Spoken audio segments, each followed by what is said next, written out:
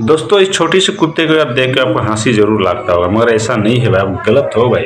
एक काम करने वाला कुत्ता है, मालिक का सब देख सकते हो, मालिक जैसा जैसा कर रहा है ये कुत्ता भी ऐसा ऐसा कर रहा है भाई। बहुत कम देखने को मिलता है भाई। छोटा मोटा तो है मगर काम करने का तरीका उसको भी पता है भाई, जो कैसा करते हैं। एक तिरपाल को यार कैसे चपेट के रखना चाहिए उसको भी पता है भाई। वीडियो गलती से मिस मत करना भाई, देख सकते हो भाई। ना बहुत कम ऐसे होते हैं भाई वफादार जानवर भाई। और इस कुत्ते को देखो, इतना दिमाग है जो क्या बोलते हैं। मालिक जैसा जैसा तिरपाल को यार फोल्ड कर रहा है वो भी ऐसा ऐसा कर रहा है कि नहीं। बहुत कम ऐसा है भाई। एक दिन का दाना मिलने की वजह से भाई देखो कितना काम कर रहा है भाई।